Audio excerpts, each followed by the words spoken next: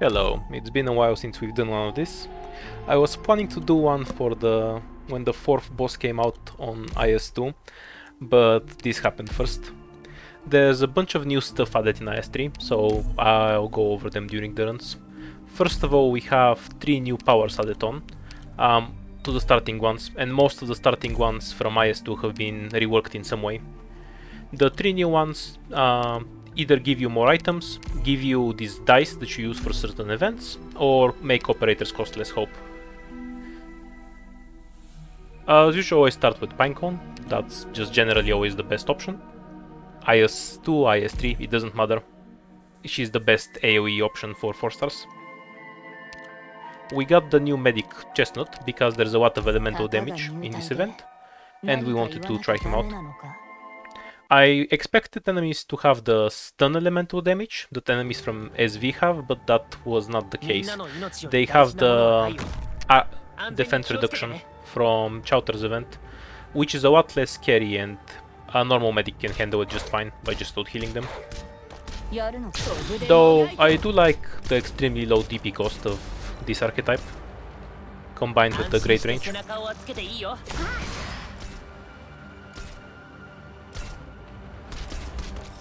Overall, I feel like the first few stages are easier. Once I learned them, I didn't have any trouble with them. Pinecone plus something and box kills everything without any issue. But some of the later stages, floor 4 and 5 were extremely scary.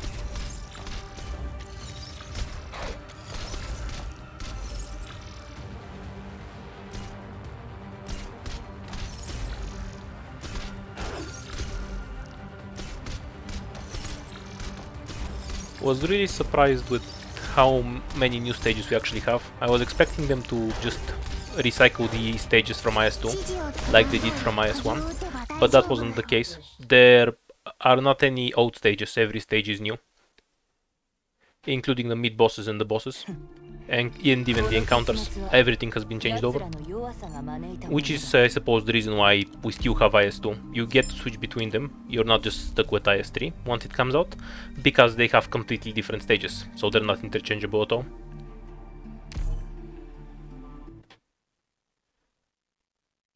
Getting an upgraded medic early is kind of annoying, because we don't really want to set second medic all that much, and if we get another one later it's kind of useless. The emergency version of this stage just makes everything other than the stun snipers invisible, but all the mobs are still trash, so if you just have anything that can block, it's not a problem. Though of course if you're playing something like snipers only, you're dead immediately.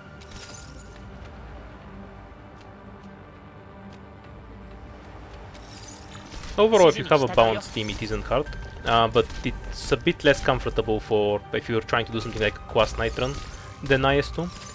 One of the reasons is the way the powers were reworked. You don't have a guaranteed instant E2 option for certain classes like you had in IS2. Instead, there's a chance for them to be E2, and they cost less hope to recruit, which isn't all that worse in a normal run, but it is not ideal if you're trying to do something like guard only, because hope is irrelevant then.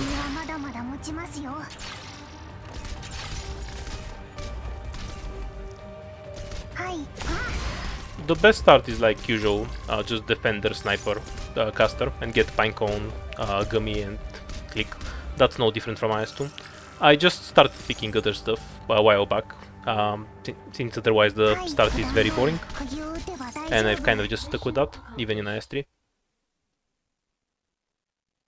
The chests here work a bit differently than they did in the IS2. You don't have to protect them, you have to go and kill them.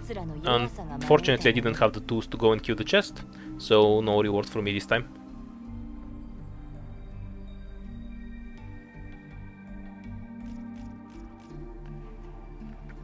Your lives also work differently.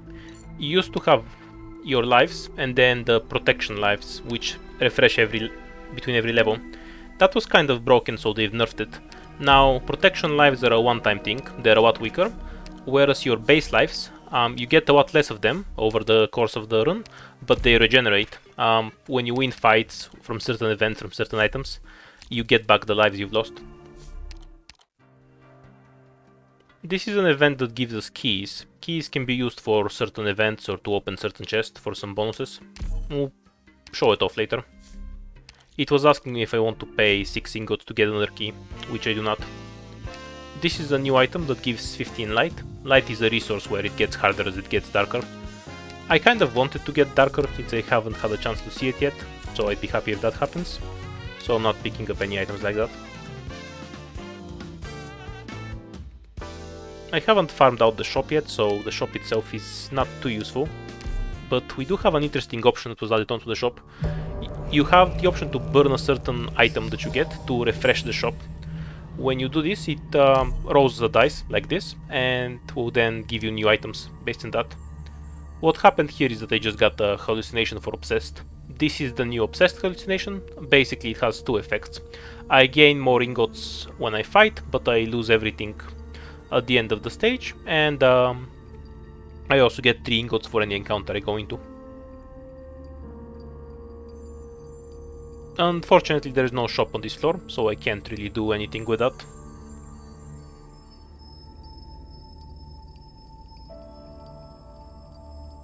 I go for all the emergency stages that I can. They seem easier than they were in IS2, so I pretty much just go into them blindly. There's only one stage which I'll avoid like hell. The encounter was asking me if I wanted to trade lives for ingots. I will lose all of the ingots, so that's a pointless trade.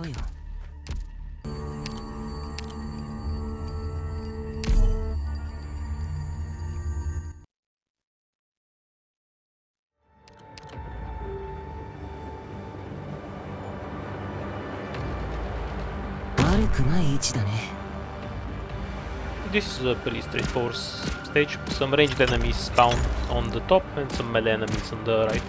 And there's some heralds above them. You kind of just put your stuff next to the blue box and then murder everything. These crab enemies stop moving the first time they reach a target, and they shoot faster or do more damage. I'm not sure. After a bit they continue moving normally and shooting. They're fairly harmless. Most annoying thing about them is they have relatively long range. You just need to make sure that the first unit in their range is something that can actually tank them, and you're fine.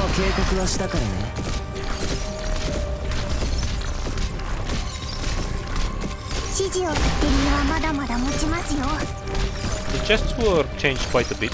Other than the kill them, there's actually 3 types of chests, or at least 3 I've seen so far. First you have the normal chest, it just sits there and you kill it.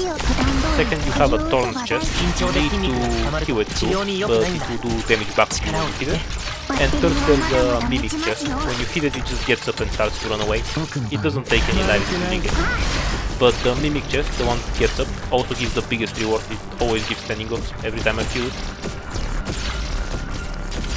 Mission accomplished. Maybe this was a Mimic chest and we never found out, since I didn't have an operator to go kill it. They're easier to pick up later in the run.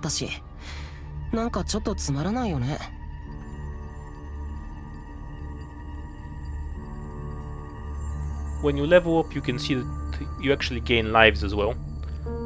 I got a life from leveling up, in addition to the hope and all that.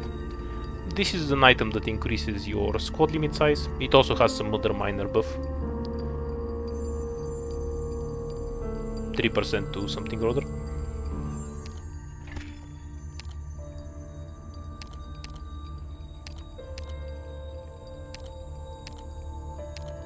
When we have a specialist, who to pick is a fairly natural choice. The Witten is also extremely good, but he needs his E2 to get his busted model. And then he can perma-stow everything with just a few items.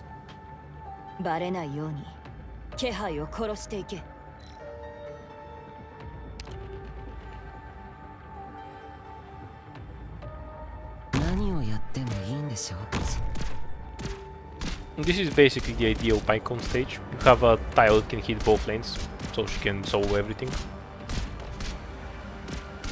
Though there's a bit of a sluggish start, so you need something that can open.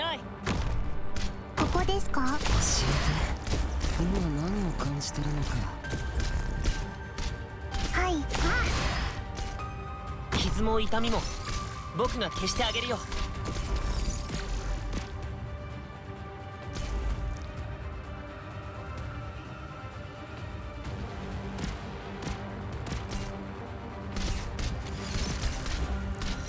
はい。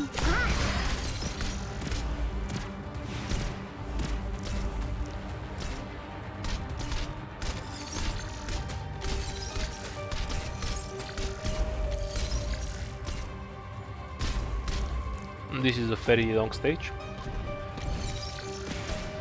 but there isn't anything scary on it, emergency or not. I remember I was trying to do some shenanigans here, try and get to the chest with the ring, where I retreated him and had scavenger replace him or something like that, and then have him go hit the chest, but the enemies died too fast for it. Without heralds or patriot buffing them, these guys are kind of wimpy.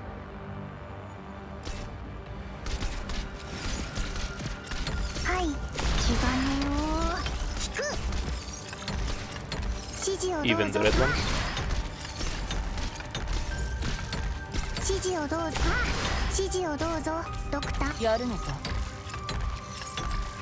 We're just gonna skip past that because it will take a while.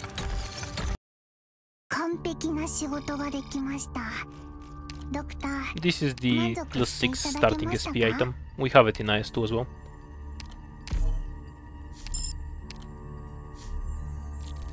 It's probably always better to pick cutter. I just picked a ring on a whim here, for variety's sake. This is the new item encounter. It's a bit different. You get to pick what item you choose, and when you pick it, you roll a dice. If you roll 1, you get a different item. If you roll 6, you get this item plus another random item. Anything else has no effect, and you just get the item normally. That's a pretty big buff to the encounter. Before it was always random, and you didn't know what you were picking. This is a stage where you can pick some strong item and get a debuff, or you can pick some weaker item with the lower option. I want to see what the debuffs are, so I went with the higher option.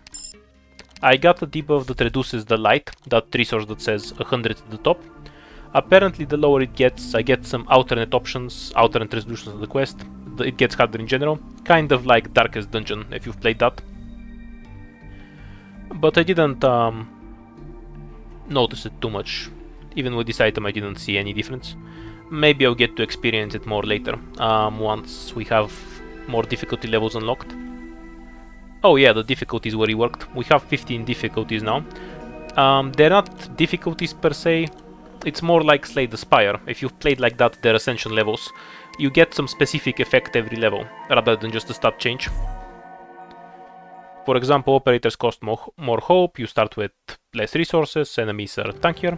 There was a list of them somewhere. I'll post it in the comments if I remember.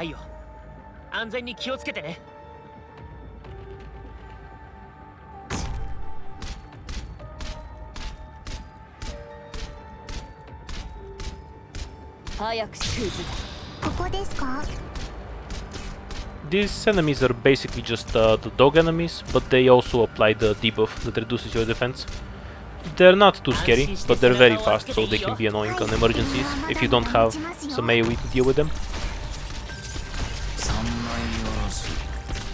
The thing with a big spike on its head throws bows that stay in place. The bows take a block, so if you have a melee operator, they'll end up blocking them and attacking them instead of something more useful.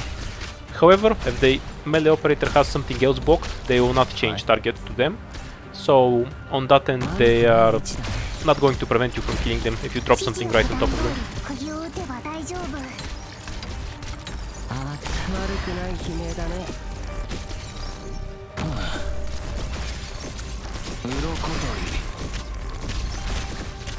They also apply the same debuff that reduces your defense from Chowder's event. I'm going to lead here because they didn't retreat Giant in time.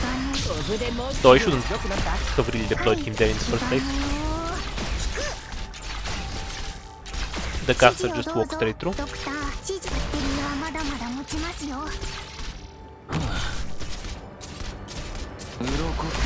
These enemies aren't too scary because they cannot attack ranged operators. They only attack melee operators, so it's usually pretty easy to snipe them because of that. But they're fairly tanky otherwise. More than a normal sniper or anything like that. I have been too lazy to translate what the +1 triangle thing does. I assume it increases your how many ingots you gain, but maybe I'm wrong, I'm too lazy to check. Here I have an option to use the key to go down instead of going forward. That way we can do an extra stage. Certain routes are closed off entirely unless you use a key on them as well.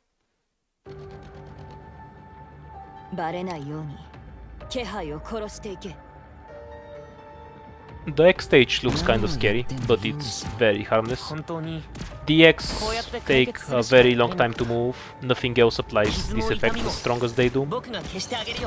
And by the time they move, you would have already killed everything else. Even the boss that spawns. I really think this stage should have spawned the Herald guy. The guy from the SV event that drops rain on you and stuns all your operators.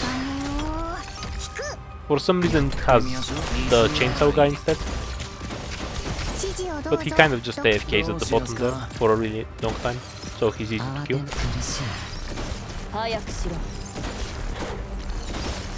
From my experience in this stage, I can usually kill him and every other mob before the X even start moving, so it's not a rush to kill them at all.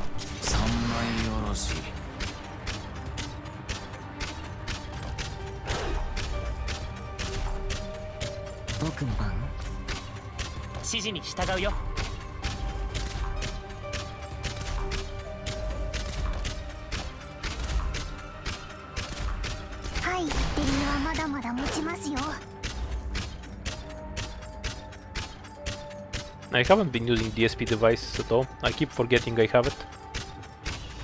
So ideally I should use it on Pinecone, but I just keep forgetting about it.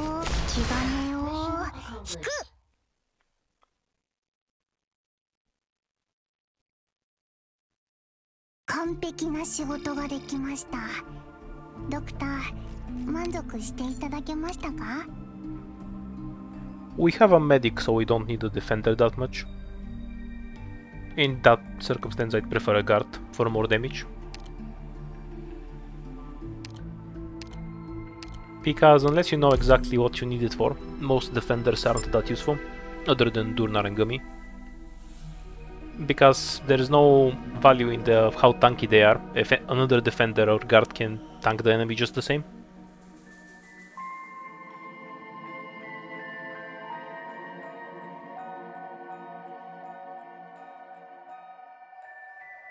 So far I've noticed in IS-3 there's a bunch more fights than in IS-2, or at least I feel like that, so I run into less issues with hope.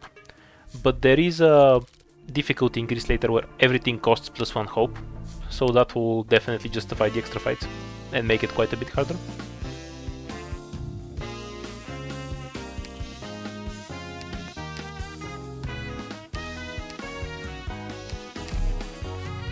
The needles here are a really good item in the shop. They give you 2 stacks of shields, like Mudrock and Roberta have, on every op on every deploy. Incredibly useful with things like gravel, but it's just generally great in every operator. I don't have the option to pull out money from the shop yet, otherwise I would have gotten that item instead of V2 in Cutter. We put Orin a bit more forward this time, so he can go and kill the chest.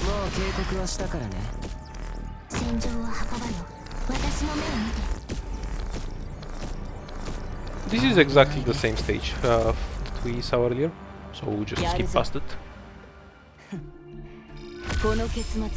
We got 2 extra ingots from the chest. Chests are generally better than they were in IS-2. You get bigger rewards, and there's more interaction with them, rather than just sitting on some stupid square that you can't use. Again, we don't really need defenders, because we prefer damage if we don't know what's coming. Indigo over click is mostly personal preference. I don't think it matters that much.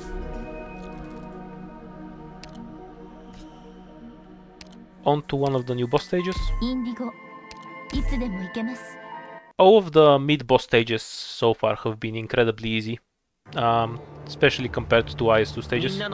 There's no boss that I find threatening at all. with any team that I've managed to reach the third store with. The gimmick here is that you have bushes and there's people who reveal the operators in the bushes, but you could always just deploy a melee operator to tank there, so it's not a big deal. And the boss walks around and fires a strong range attack at people that has a large cooldown. He kind of has charges like the Angel boss does have charges too. I forgot what the GA boss name was. Yeah, well, that's what I get for not reading the story. He does about 2000 damage with his ranged attack, so they're a bit scary. But if you have some operator that can just murder him, you can just kind of spawn to kill him very easily. I've never had any issues with this stage, and I've played it about 3 or 4 times so far. I think there's only 3 mid-boss stages now, compared to the 6 in IS2. I assume they're going to add more later with some update, since half of the IS2 stages were from IS1. Of the 3 stages, I think this is the easiest, but the other ones aren't much harder, so it's hard to say.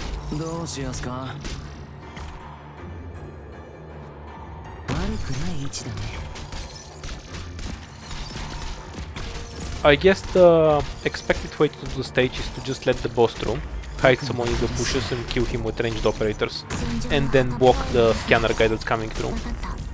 But the boss isn't that tanky that you need to bother with doing all that. You can just beat his ass.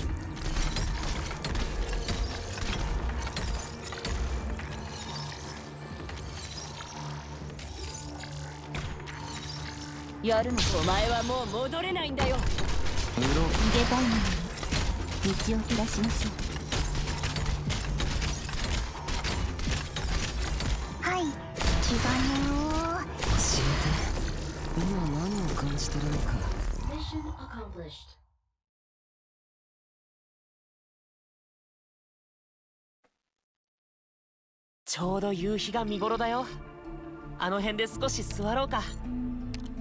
Upgrading indigo for the model, bow for all the items, 35 ranged attack on the left and 40% art damage on the right. We go with the ranged attack because it buffs Pinecone as well. And the only one who benefits from the art specifically at the moment is Arene. It rolls a die every time you enter a new floor. If you get a bad roll, meaning a 1, you get some kind of curse. In this case, the curse I got was incredibly minor. It just made the operator not have a manual skill, so it just activates automatically.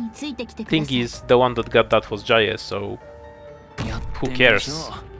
I just deployed him there to see what the debuff was, because I was too lazy to translate it. Now we're running into a bit of DP trouble because of it.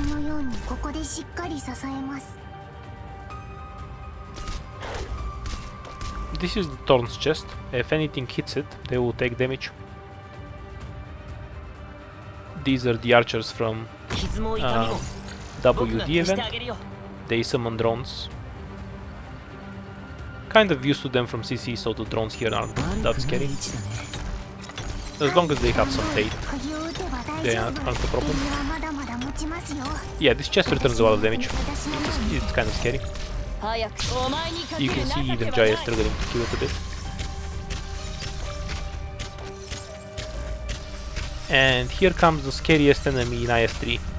So these are the hover drones from chapter 9, except they have a much longer range, they applied a debuff from Chowder's event, and they have insane health. They're really dangerous and tend to come in mass in most stages. This is probably the easiest stage that has them by far, but I think they're the scariest enemy so far, even worse than most of the bosses. This is literally the enemy from chapter 9, so it has the same weaknesses. If you stun them, they fall to the ground and lose their ranged attack, making them a lot less scarier. Though consistent stun is not something 4 stars have.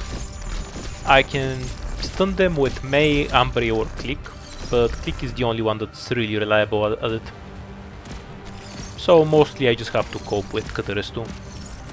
Arene actually doesn't get any bonus damage from them, since they're not drones technically, which is very irritating.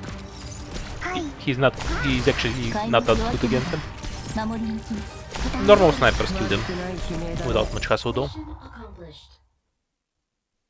If you have a medic and something that can tank the debuff, they're manageable. But that isn't ideal because you usually don't want to get too many defensive stuff. The faster you kill things, the less trouble they can give you, so I usually prefer to take the offensive operators. Because if you get a stage where you get rushed by a bunch of stuff, you may leak otherwise. This is an item that heals my health. You can see it go from 5-8 to 8-8, and it gives me 2 shields. Shields only last once, so they're not that good, but it's extra health. As for the sniper and medic book that you saw, it gives attack for both sniper and medics based on how many you have. It's an item from IS2, to be added on in maybe a month or so. We'll have it on the end.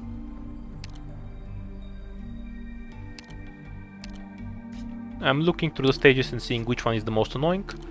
The upper 2 are perfectly safe, but the bottom one is really nasty because it spams a bunch of those stingrays. And I don't want to deal with them. All 3 of them are kind of manageable, but the third one is dangerous and I might leak. This stage has kind of awful chest spawns. I wanted to put Ethan there so he can kill all 4 bugs, but now I can't. So what we'll need to do is just slowly kill some of the bugs.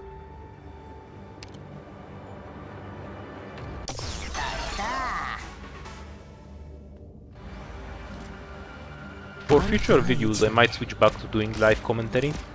The reason it isn't live right now is because when I was doing sniper runs I got tired of saying the same thing over and over, so I just decided to add the commentary afterwards.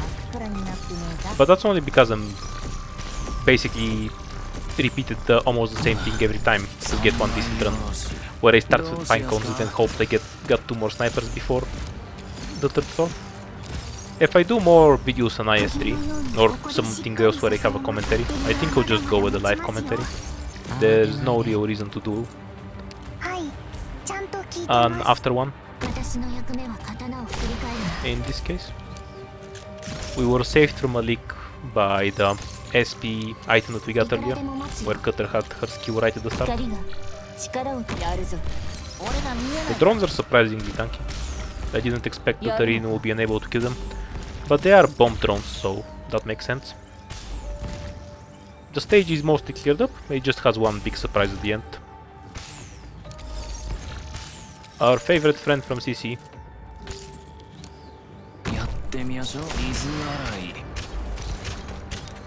Big ass slug.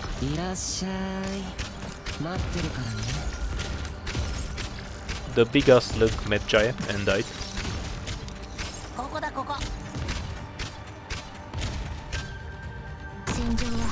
I assume this will be a really scary boss if you don't have something that can just out-heal him.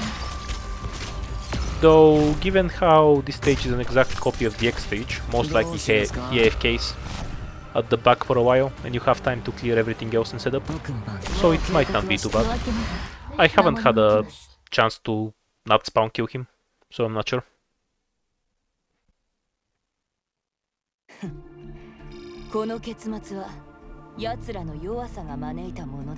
4 extra ingots from the chest, 15% range attack, and we got another sniper. Wandering between Ambrio and Mei. Oh, he went with Mei this time. It's mostly on a whim, they are both good picks here. Oh, and this is awesome, I get to recycle items. Basically I pick an item and it gives me some other item. You can see I have the fish scale here, which is a curse item that debuffs me, and I can even recycle that. But I don't. The reason for that is that this is the curse that reduces how much light I have, and I want to see what happens at low light. So I decide to keep the item instead and recycle some other better item instead. I remove the item for healing effectiveness. This is obviously a mistake, because I'm removing an item that gives me something of value for one that debuffs me. But the healing effectiveness isn't that big of a deal, as long as we have the damage to kill stuff. It kind of bites me in the ass later a bit, because Chestnut does not heal for much. Both are old items, 700 damage per second on stun and bind, the keys gives you some hope. I get to pick between 3 items. The lower 2 are hope items. The top one is a ring that makes one tile on the screen give SP. I don't really like it. I rolled a 6, so I get 2 items. To be clear, you get some random item if you roll a 6. I just happened to get the item that was also shown on display, but that won't necessarily happen. This is the item that gives 1000 damage to anything that's binded or stunned. The other 2 items were extra health for operators, and I actually don't remember what the other one did. We'll find out some other time.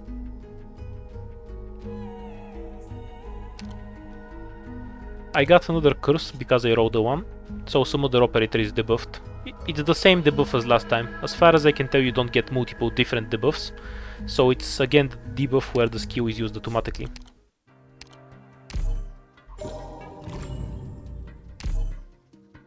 What I get here is basically I can sacrifice a dice resource that I have that isn't shown anywhere, so you kind of just have to know how many you have. Oh no, I'm stupid, it's shown at the bottom left. You can see the number there going down. I never noticed it before. It's because it's a square, but it doesn't have any numbers on it, so I didn't make the connection that it's a dice. Whoa. Basically, if you get a 6, you get an item. It's only really useful if you take the starting power that I have, the 2 half circles, which gives you a dice on every floor, otherwise you won't have so many. So that's probably an event that's best avoided.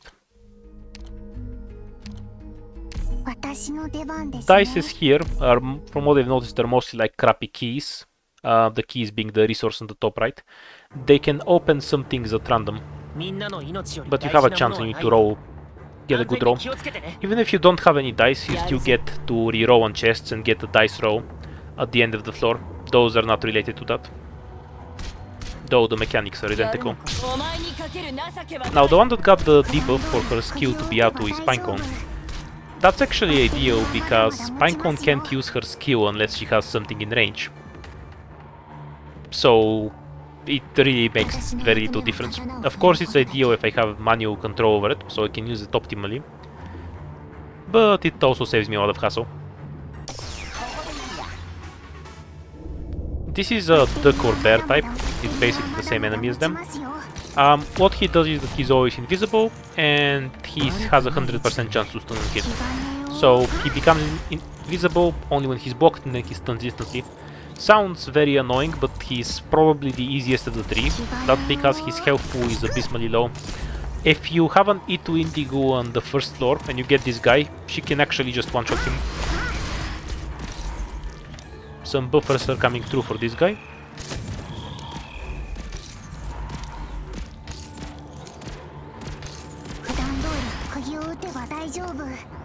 I figured there's 2 lanes, so he'll head over to the other lane again, even though I haven't seen this stage before. That would make sense.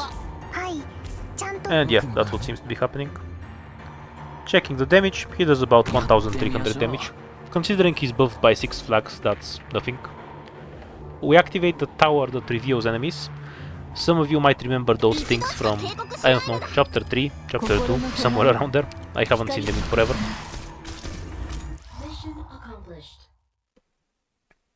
This is basically just a free item stage. All the item stages where you fight the duck bear, this guy, are much easier than the ones in IS2. They're perfectly safe to take. Whereas in IS2, especially the bear versions of the stage could just murder you if you're not prepared for them, because it had so many enemies rush you. I got gravel for no reason. I don't have any other specialists I need, especially since the boss here is a flying enemy. This is a pretty wacky stage. Basically the enemies, it's kind of like they go up ladders. The bottom row goes to the row above, and then they cycle back and forth. So in a way there's only one lane you actually need to hold, rather than this wide lane that it looks like. But because all of the enemies are ranged, they can put a lot of pressure on your ranged operators. If you have a medic and something to tank, this stage is always a free win. If not, then if you can just kill the things spawning at the bottom quickly enough, it's not a problem. There's even ranged tiles that can be used on the bottom left. where you can put some ranged operator there with a medic to spawn camp. Mostly this stage is a bit scary because it spawns a million Roombas. Oh no, I called them Roombas. I mean the sting ratings. Curse you, Zafang.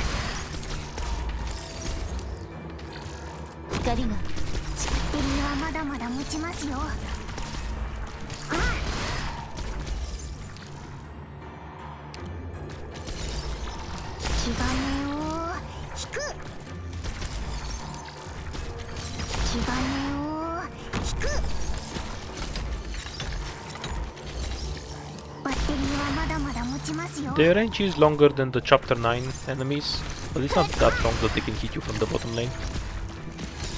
So you're a bit insulated from them.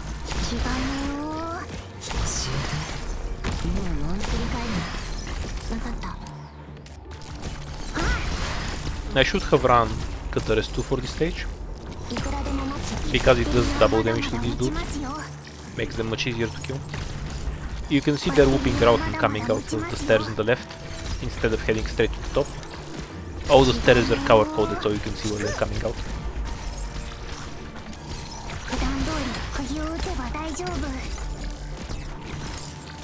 Pinecone having her skill on auto makes her a lot weaker, because a big strength with it you can actually time it properly to hit everything you want. But man, is it nice to be so lazy, where the skill just uses itself. I wish it had an auto button, so I don't have to press it on easy stages.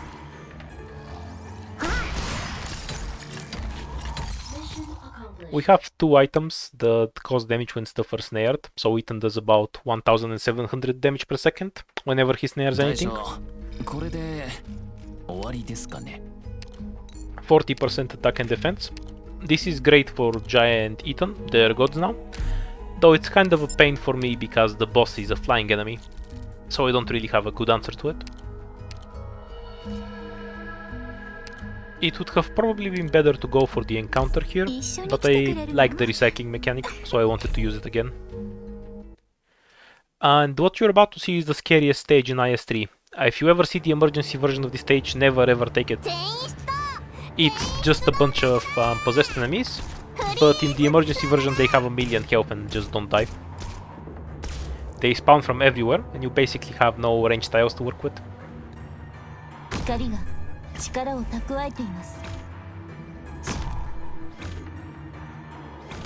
The stage also has a bunch of other enemies coming out. It also has spiders and the melee ones, and all of them are the stronger versions. I think this is harder than any stage in IS-2. Because the red dudes are a massive stat check, you have only a few tiles to deal with them. Wondering about where to use Ethan effectively, and trying to spawn camp with most of my operators. More ranged enemies are going to spawn, so that since I don't have defenders that can handle them, they're going to clear those tiles out.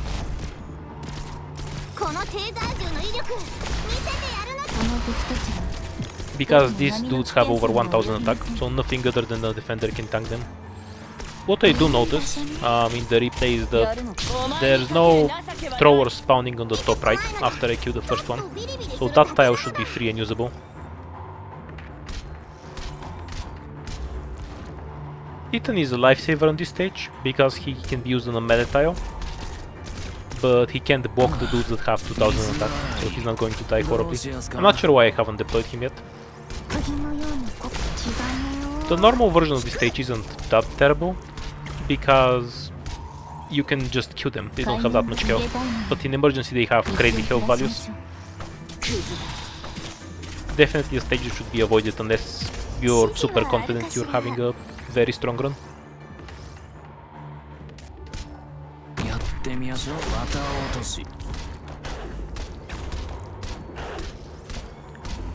The shield thing is an IS-2 item as well. It gives 300 defense and 35 resistance, I think, something like that.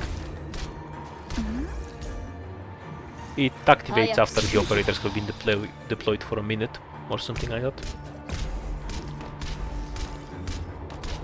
Mission accomplished.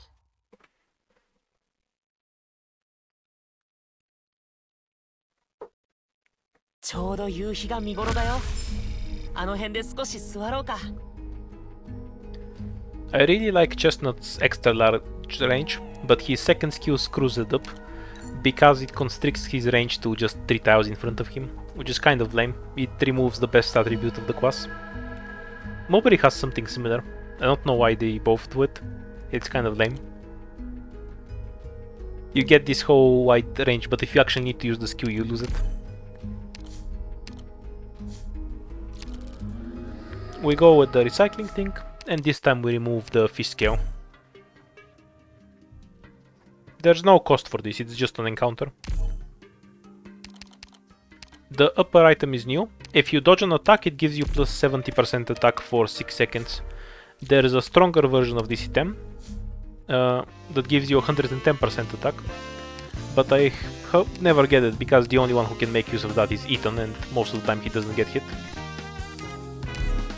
Big Hunter and Jackie can use it too, but that's not ideal. And finally Deep Cover. Can give this buff to other people, though that only works during skill, so it's a bit unreliable. I'll try it as a combo sometime. Deep Cover S2 plus that item, buffing all my other operators. Anyhow, we're on the boss stage here. You may have already seen it from earlier. We're going to fight a big ass jellyfish. We went with Cutter S2, so she can nuke the jellyfish in the air, because it's a flying enemy. It does several things. Basically it just spams corrosion debuffs on everyone, and has an aura that slows attack speed. When you kill it, it revives, and does the same things but better, and then you have to kill it again. Usual fare with bosses. You kill them once, they come back. There's basically 3 lanes on this level, but it's a bit easier to handle than something like Phantom's Fight. The enemies themselves aren't as threatening. The Stingrays are about as scary as the Dancers were in IS2, but there's a lot less Stingrays than there are Dancers. So the only real threat on this stage is the boss. I'd say the most important thing is to have some form of healing. If you do, you're fine.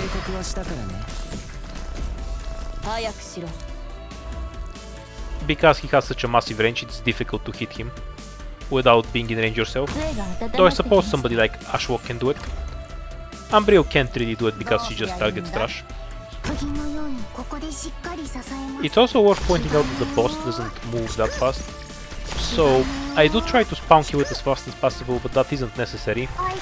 It doesn't go directly for the blue box. You'll see in the end that it starts moving a bit differently, so it won't head directly into the box. So there's plenty of time to kill everything else and deal with the boss later, if you feel like your team isn't strong enough for it. Its health doesn't feel particularly high.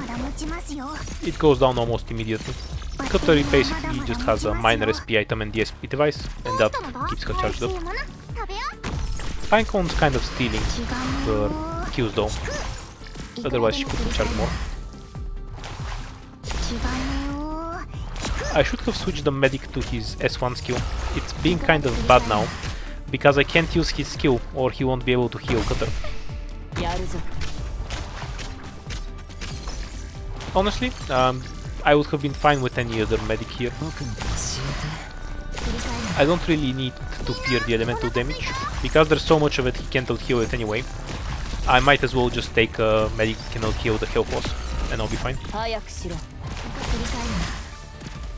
In the future I'll probably go with Pure Stream for this fight, because her S1 heal is really good. The boss hits 20 stuff at once, so she just heals 20 stuff at once. We're trying to bait the boss away from Cutter, so she can charge up her skill.